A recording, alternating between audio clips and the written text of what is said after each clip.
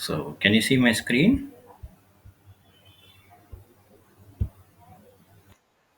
Okay. So, once we are good, we are going with the order by clause. Okay. So, order by means you are sorting the data. Okay. Order by is used to sort the data. Basically, sort the output, whatever you get. Right. Like you can sort it in two ways: ascending and ascending or descending. Okay. So let's sort it. So I'll say select. How do I get all the records from the table? Select. What is this? Select from the table name. This is the syntax. Okay. Now I run it.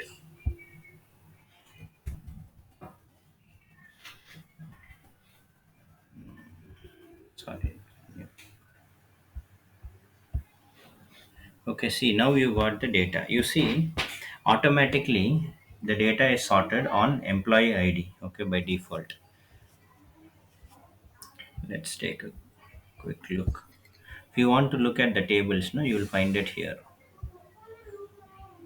What all tables are here inside the DB. Okay. Now let's see the table employee. We'll try to open this. Okay. So I want to explain you. Okay. First I'll sort it. Okay. Where is it? Where is it gone? Okay, it's here. Now I want to sort the employee ID in descending order. Okay. This is from small to big. I want it from big to small. So you have to see order by hmm, employee, order by column name. Okay. Column name is what? Employee ID. See DESC descending. And now when I run that, you see the output, right? Along with this, the record also. So this is the last record. So it is shown in the first. Likewise, you can name any column to sort. Say for example, you can say you can sort by employee ID or you can sort by department ID. So department ID will sort it ascending. Okay. For ascending, it is ASC. However, if you don't mention anything, no, it is ascending only. So this is ascending. Order by means ascending. When you give, so look at this, the numbers are sorted. Okay, 10, 20 from small to big. When you say descending, it is big to small. Got it, guys? Yes? No? Yes. Now, see, I'll explain you how the table looks. Okay. Like this, you remember I had given you a definition. Okay, I had given you a table definition on how to create a table. Okay, you remember that syntax, right? Create table persons open bracket. Okay, so once you do that, right, something like this will be created in the back end. Okay, here we are talking about employee. Okay, so employee table, okay, will be shown here. If you create a person table, it will be shown here. Okay, so for example, we have created a employees table name is employees. Inside all these columns we have mentioned. Okay, we have to create it, but in project we don't create it. Mostly DBS will create it. I told you, right, in previous sessions. So column ID, okay, so this, sorry, column name. So these are all the column names and what kind of data it should store. Okay, here it is storing number.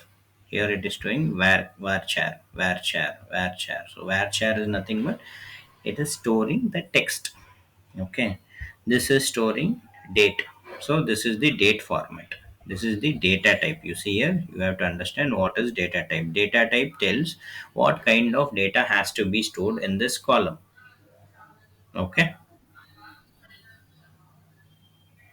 Okay, and also it will give the length. Okay, varchar 20 bytes means it is allocating 20 bytes of data to this first name.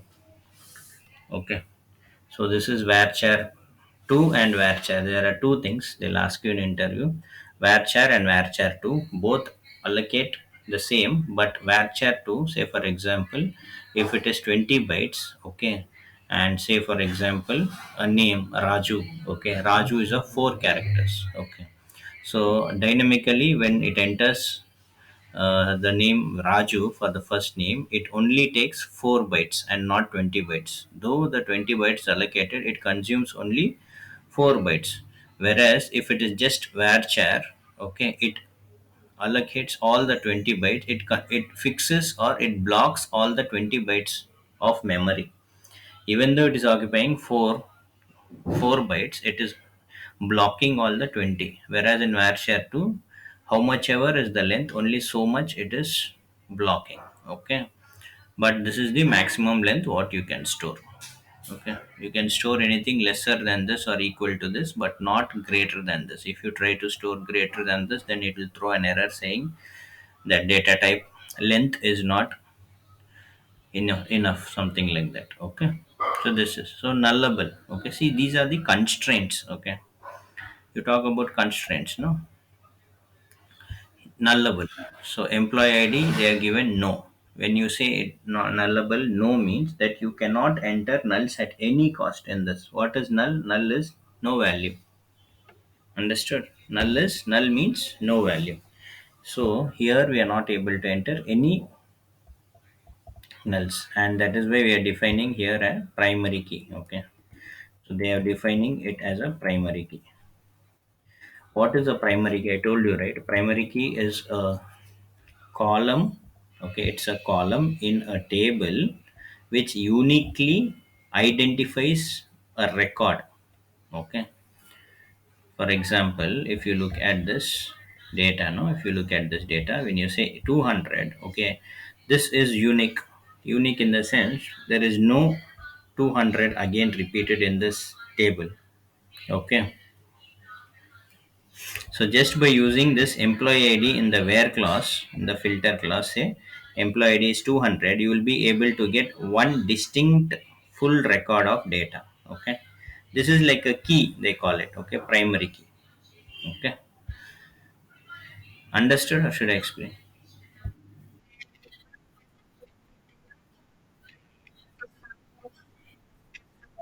Yes. Yes. Yes. That is.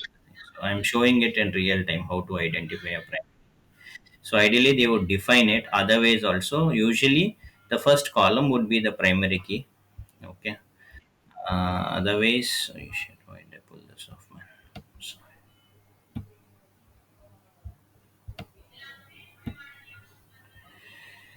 Okay.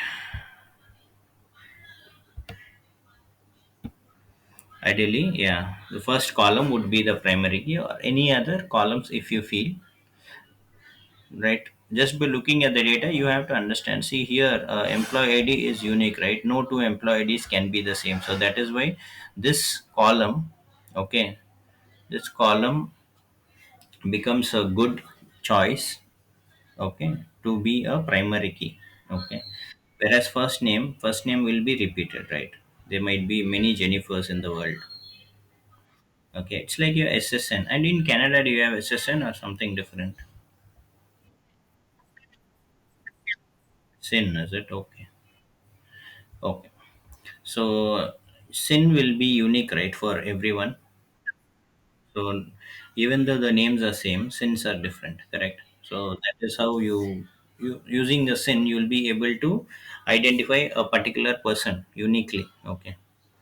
Whereas if you use a name, right, there will be a lot of people with your name, correct? So that is how you easily understand your primary key. Okay, you can identify a record from a table uniquely. Okay, here when you say nullable, no, that means what? This cannot be null. That means there should be some value. It is mandatory field. Okay. Here nullable, yes. Few people don't have phone numbers. That should be okay. Higher date, it cannot be null. That means it is a mandatory. Everybody should have higher date. Okay, that's what this means. So here data default, everything they have put to null. They did not set anything, or they could have set to default data. This is the column ID, nothing but the serial ID, something like that. The comments. So what is the description of particular particular what is the business purpose. So employee id, employee id is the primary key. First name, first name of the employee, a not null column, email id, phone number. Okay, so what does this column mean is what they are trying to give a small brief description. This is how a table looks when you create in the backend. Okay, now we go to constraints and check. Okay, so these are constraint types. Different constraint are the foreign key, check, unique, primary key, then what else is there? Okay, that's all. So I told you, right, what is a foreign key. For example, a person in India is a primary key. When he moves to abroad, okay, then he becomes a foreign key to that abroad country, but he's still a primary key in India. Okay, just try to understand that foreign and primary. Okay, foreign and local. Primary key is local, whereas foreign key is foreign to that particular table. Okay, so here,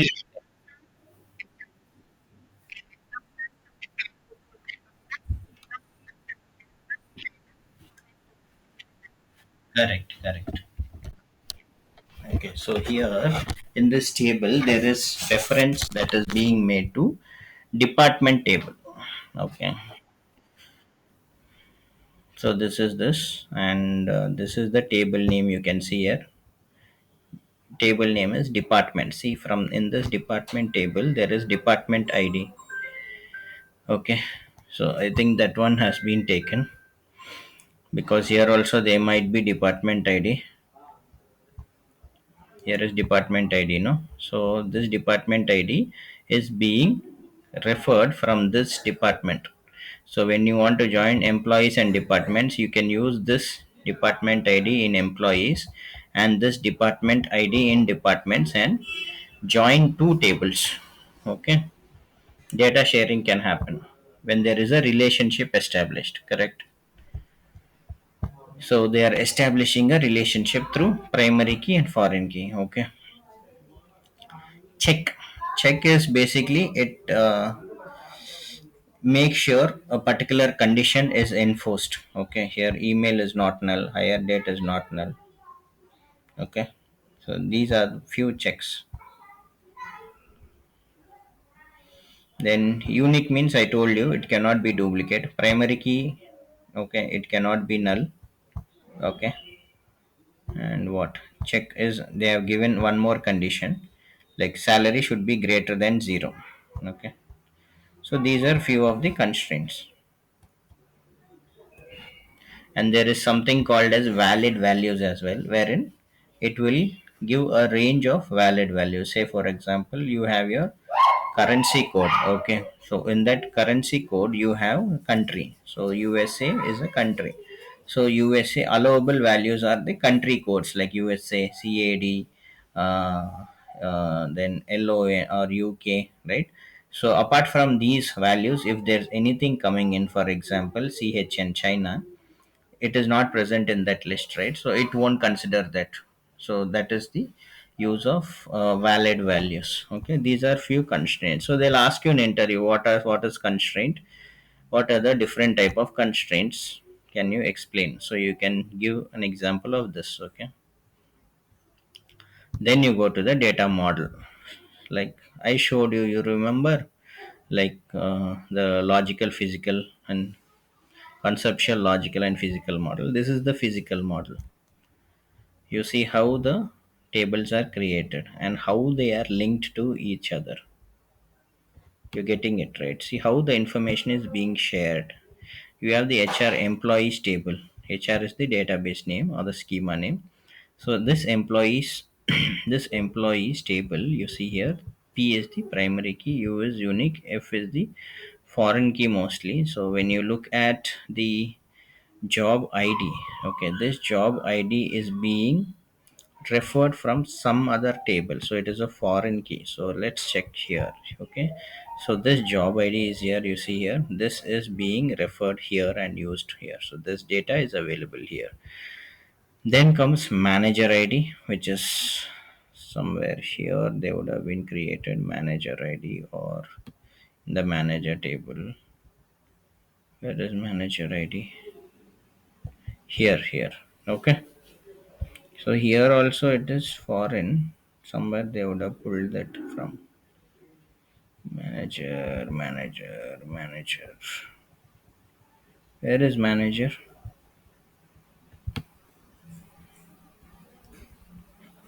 Okay, no worries. Just go to department ID. Department ID is here. It is a primary key. So, okay, the primary key of this department will become foreign key of employees table. Okay. So, in departments, the primary key is department ID. Okay. But when it comes here to employees table, the department ID will be a foreign key because it is not local to this table. It is foreign to this table. It is local to this departments. Here it will be primary key. When this guy is used here, it becomes foreign key. Okay, got it, guys. Then these are the different type of privileges one can grant. Like one can have create access, one can have a select access, one can have read access, one can have edit update access, etc. So this you just need to know how much have I told you, because basically you would not be working on this. Okay, only the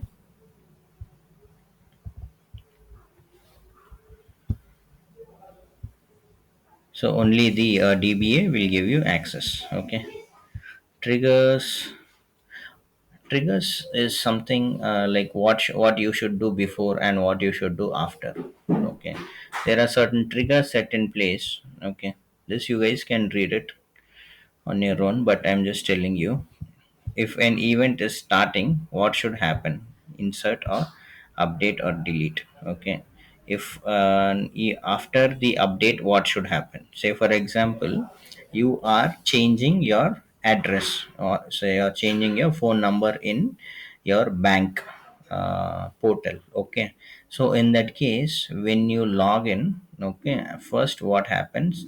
There will be a phone number already available. So when you click on edit, at the back end there'll be a trigger that will be fired. Okay, which makes that field to be editable. Okay, that is before trigger. Then after that, what you do, you update your number and save. So once you are done with that, then there'll be one more trigger named update phone number. Okay, so update phone number will be there, and then that trigger will be fired and that data will be updated. So just have an understanding, triggers are some events that are available, right, which happens before and after few statements we can define. Okay, so dependencies we can see here. So this hr tables is dependent on, so all these three are dependent. So this is a view is a virtual table.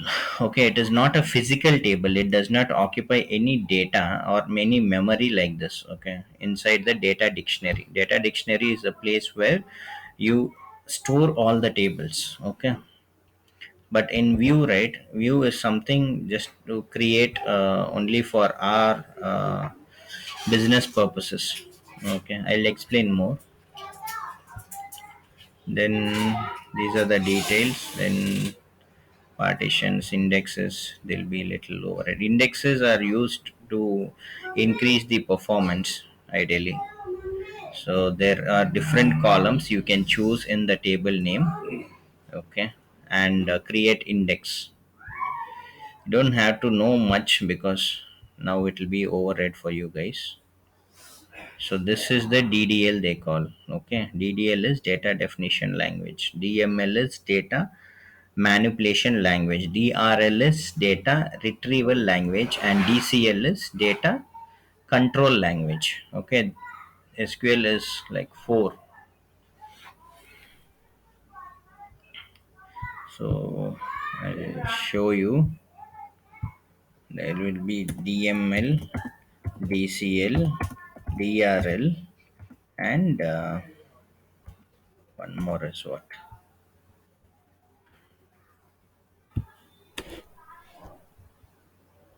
Yeah, can you see here? So this is what SQL commands are categorized into. So in data definition language, you have all the statements that are used to create, you to alter, to drop, to truncate, to rename. Then in data manipulation language, you have something to manipulate the data inside the tables already created. You can insert new data, you can update an existing data, you can delete a data, you can merge data.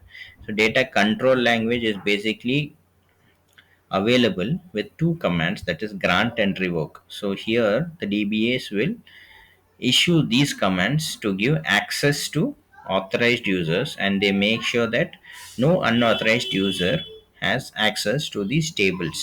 Okay, so transaction control language is commit, rollback, and save. Commit is you commit your changes, that means you save your changes to the database or the table. Rollback means you unsave the changes. Okay, it is like control set option. Okay, so when you do rollback, this option will actually help in removing the current the edited changes recently, and it will give back the previous state. Previous state means previously what values are there, it will be there. Save point is something like it is like a label. Okay, so you, if there are 100 lines of code, okay, you can use this save point at a few statements. Okay, so you save block by block or statement by statement instead of saving it all together. What is the purpose of save point? Say for example there are 100 SQL statements, okay, and 100 statements will run at once, and then we will commit. Okay, now we want to roll back only to up to certain, say up to last 10 statements we want to roll back, then we cannot use a rollback. So when you use a rollback, it will roll back the entire 100 SQL statement that is committed earlier. So if you use this save point and label, okay, till here you can actually roll back or save. Okay, it is like partial saving the data. Like in Excel, you enter something and save, right? And then you enter something and save, you enter something and save, something like that. Okay, and data retrieval is, it's a select statement. Okay, so this is how you create a table. You see here, this is automatically generated one. Ideally we don't use so much to create. This is automatically generated one.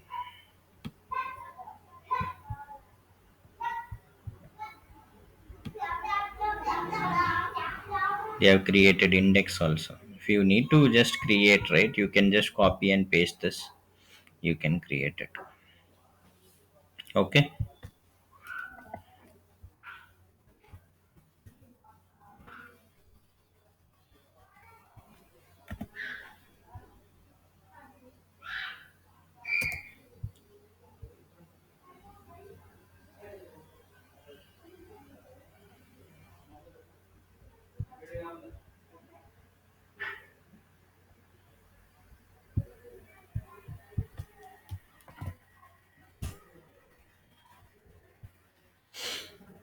okay, I just gave you that. You guys okay, no?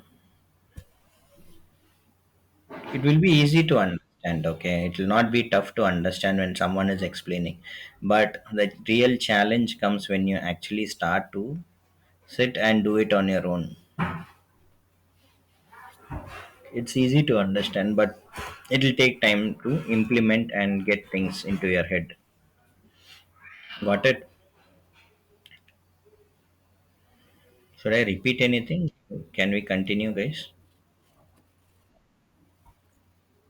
I'll continue. Okay. Um, just now we spoke about insert into. So this is the syntax.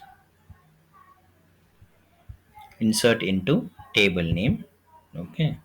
Column 1, column 2, column 3, and its corresponding value what you want to insert. Okay. Otherwise you can just give insert into table name its values automatically.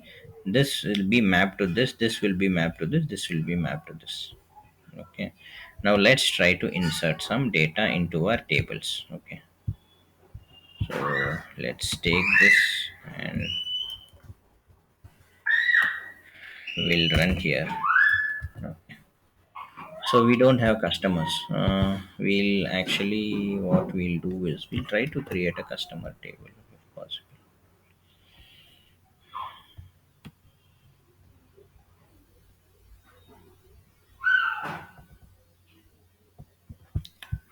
I need it. So we'll insert into employees. Okay.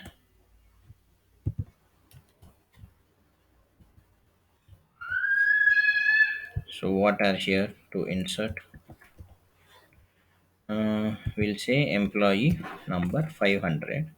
Name is Tom B. Then let this be the last name. Then you need the email, right? We'll have this something like at the rate outlook.com. Okay, and then phone number, we'll have it so 4444. Okay, and say then higher date, right? So higher date will be something 1709 2023. Then after higher date, what is it? Job ID. So job ID will be say manager. Okay, next what is it? Salary, say 5,000. Then commission percentage, nothing. We'll say 10. Okay, so 10, 10, 10. Then manager ID 503. Okay, manager ID is 503, and department ID is say uh, 601. Okay, this is number, so we will remove the quotes. We will try to insert the data. We'll see if there is error. Okay,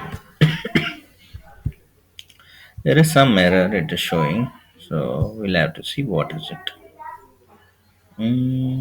So let's go to this employee table. We'll see which is number and which is, so only employee ID is number. Okay, employee ID is number, that should be fine. Salary, commission, manager ID, all are numbers only. Salary is number. Okay, so we'll do this. We will try to execute.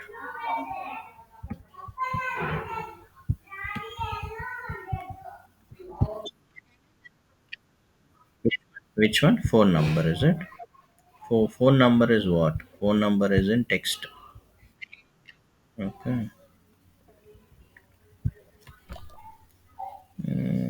What else is missing? Quoted string not properly terminated. Somewhere some quotes is missing. Here quotes is there. Here quotes is there. Here quotes is. Ha, correct. Thank you. Value larger than specified. Okay. So what is saying is value is larger than specified precision allowed for this column. Which column? Which column is that? Uh, let's check the least. So job ID is manager, manager. That's fine. Email is 25 bytes. Email is 25 bytes. Last name is 25. Phone number is 20. 1, 2, 3, 4, 5, 6, 7, 8, 9, 10, 11, 12, 13, 15, 16, 17, 18, 19, 20, 21, 22, 23. Let's make this short. Then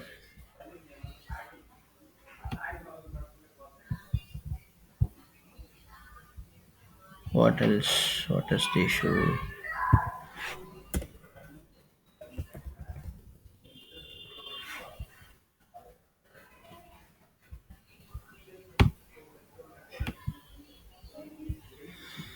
This is how we need to debug. Everything looks okay. What is happening?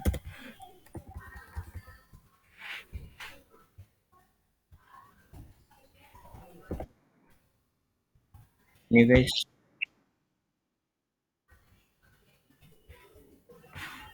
phone number is how many? 25, right?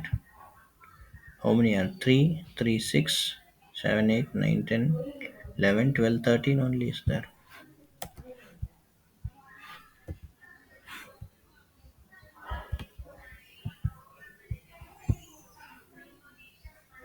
Starting.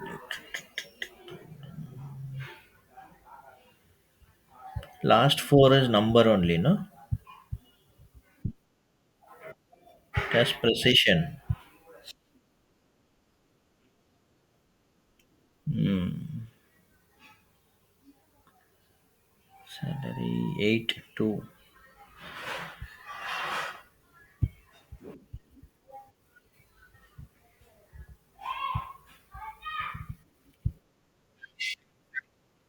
Yeah, yeah. So salary is number 8 comma 2. Salary. All are 2. Salary and commission is 2.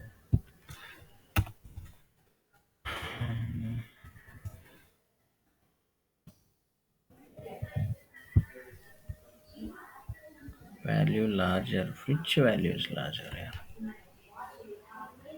Mhm.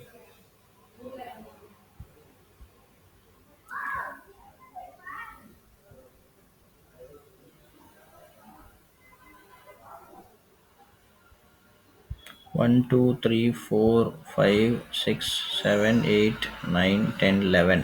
How many are here? 11 are here.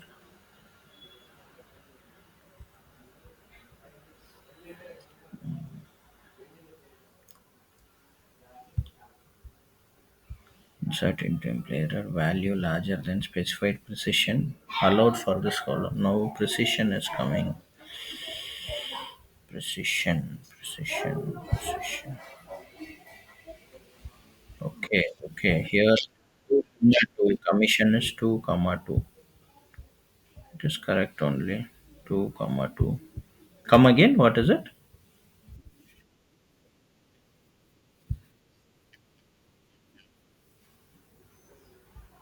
No, that is not the issue because the this is talking specifically about precision. You see,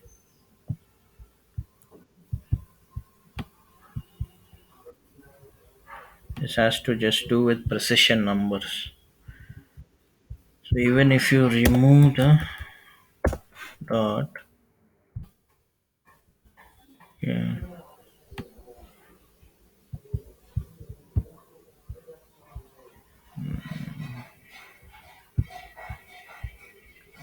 value larger than precision 6 comma 0 4 comma 0,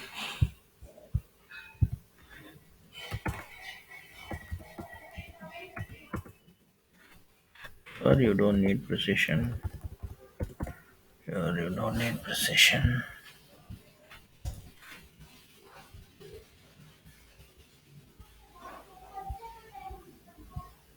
Let's search. Okay, let's research.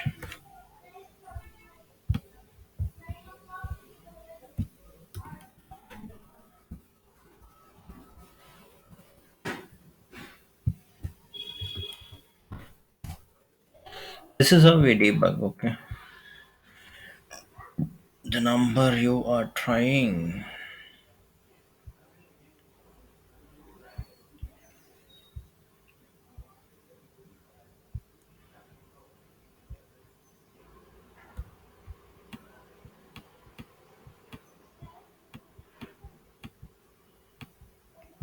You cannot update a number with a number greater than 1. This is because first parameter is total number of digits. The second is number of digits, correct? I guess in your insert you have point 0 and 2, etc. Saying you cannot enter number greater than 1. let's try precision commission 2 comma 2. Try to enter this. Okay, now that is gone. Here it's saying integrity constraint violated.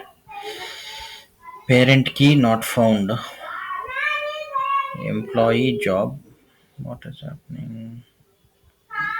So this is gone. Okay, now this data is good to insert a new one, but you have to maintain that integrity. So employee job foreign key. Okay, so what is happening? I'll tell you. If you go to this jobs table, okay, you have employee job. Okay, employee job ID. Let's go to its data.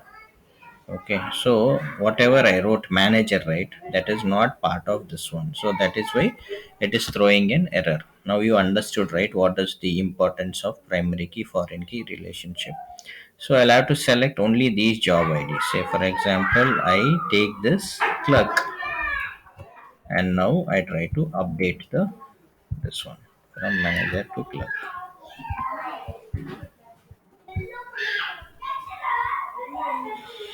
Okay, what is happening?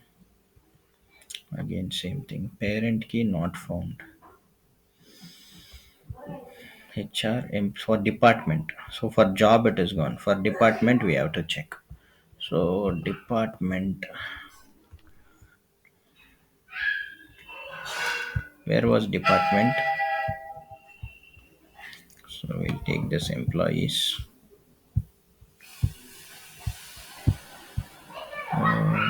Here it is the job history. Job history. We are closing it. Now let's pull this employee. Okay, and here it is the department, that is the last value. Okay, so this department 601 is not in this department. That is what they're saying. So if you see here department ID, it should be here. Okay, so now we'll say department 10 over here. See, this is how we analyze and fix it. Okay, really. Now you run it. Now what is it saying? Again, manager. All the relationship we have to maintain. So manager ID is the last second column. So where is the manager's table? Where is the manager ID? In departments only manager ID is there. Okay. So for 10, what is the manager ID? The manager ID is 200. Okay. So that is the last second one, no? 200.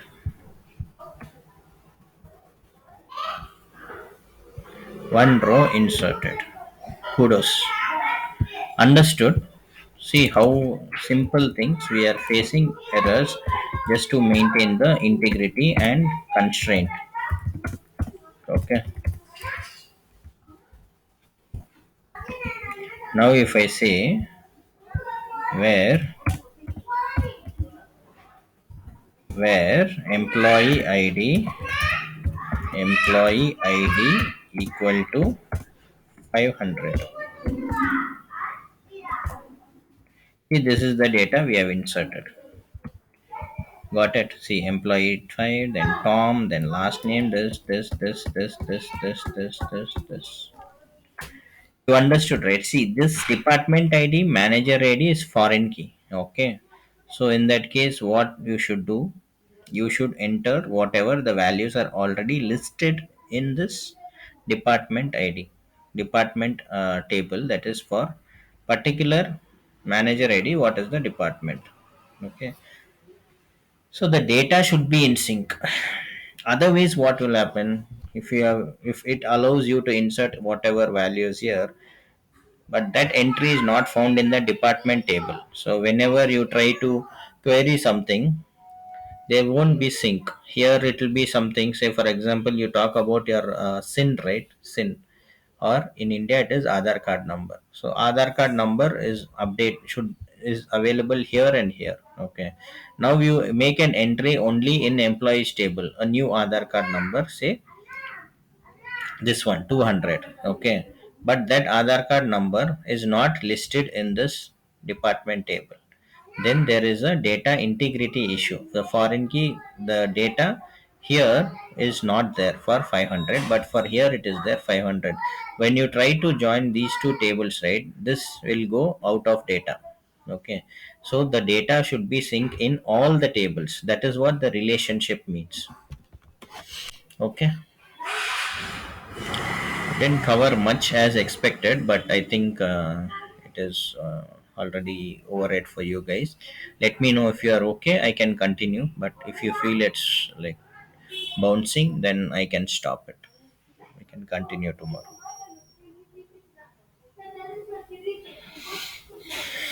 So the issue we fixed, right? You saw, like it is not taking number greater than one.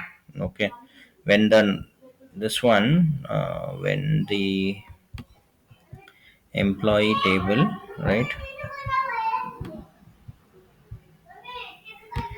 So here, right, you go to columns, they have defined it as, sorry, where is this, I'm sorry, employee, yeah, number 2 comma 2, right, they are saying that this number whatever you enter here, it should not be greater than 1. That is why it is showing an issue. Okay, these things, right, you will learn as in when you start working. You understood, no, how we fixed this issue just looking at the errors. This is how it will work in real time.